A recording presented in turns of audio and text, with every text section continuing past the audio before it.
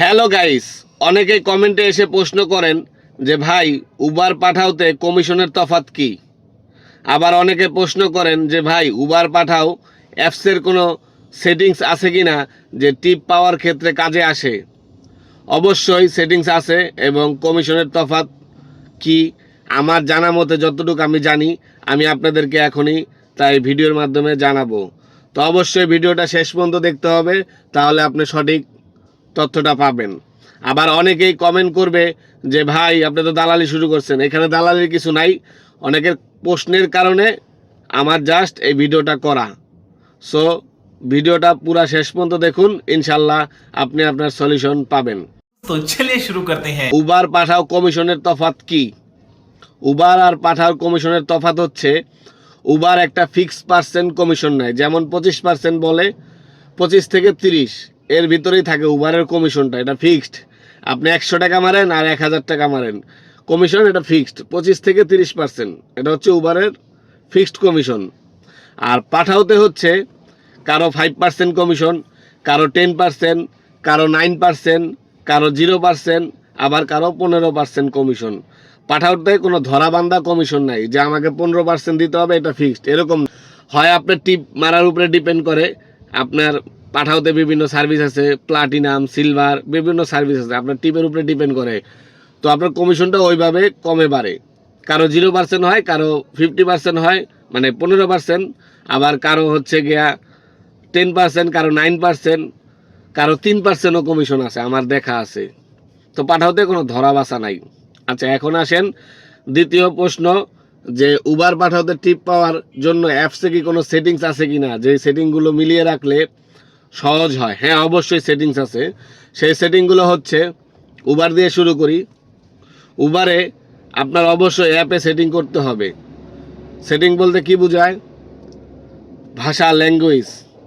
আমরা যারা Bangladeshi Uber driver আছি, আমাদের ল্যাঙ্গুয়েজে মূলত একটা প্রবলেম আছে। এটা আমাদের অনেকেই জানে না, আবার অনেকে যারা সিনিয়র ড্রাইভার আছেন, যারা খুব পুরানো ড্রাইভার আছেন, তারা জানে।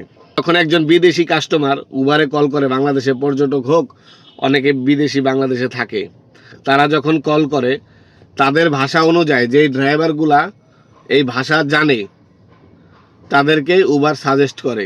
যেমন আপনার অ্যাপ সেটিং, আমি স্ক্রিন শেয়ারও দেখিয়ে দিব।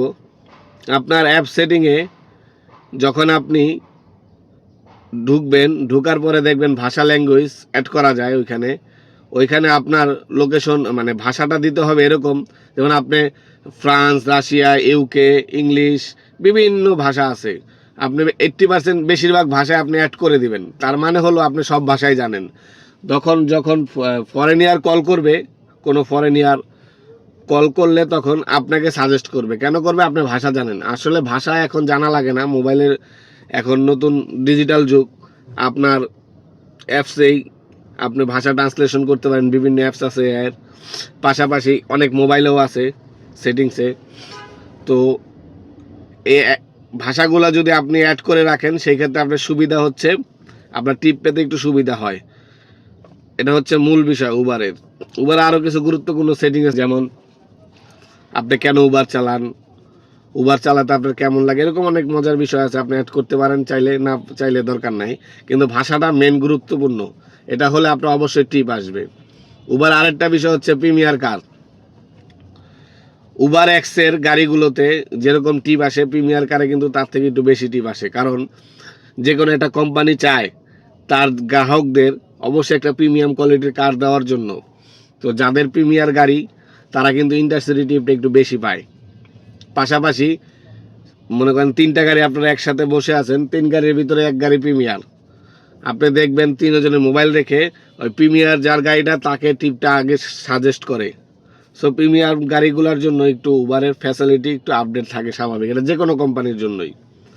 এবং কি পাঠাওতেও যেসব প্রিমিয়ার গাড়ি আছে 2007-এর মডেলের উপরে, তারা একটু ফ্যাসিলিটি বেশি পায়, কারণ তাদের টিপগুলো একটু মোবাইলে সাজেস্ট করে বেশি, এবং একটু ভালো মানের ভাড়ার টিপগুলো ওই মোবাইলে আসে।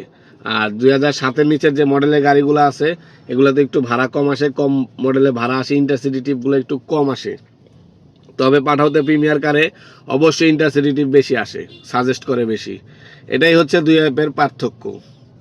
সো গাইস আমি এখানে কোনো দালালি করতে আসি নাই। আমার অডিয়েন্সরা আমাকে বিভিন্ন কমেন্টের মাধ্যমে প্রশ্ন করে দুইটা অ্যাপের তফাৎ কি, জাস্ট আমি তফাৎটা বোঝানোর জন্য ভিডিওটা করেছি। তো আপনাদের যদি ভিডিওটা ভালো লেগে থাকে অবশ্যই ফলো করে সাথেই থাকুন এবং কমেন্টে আপনার মূল্যবান মতামতটি দিয়ে যান। ধন্যবাদ। আসসালামু আলাইকুম।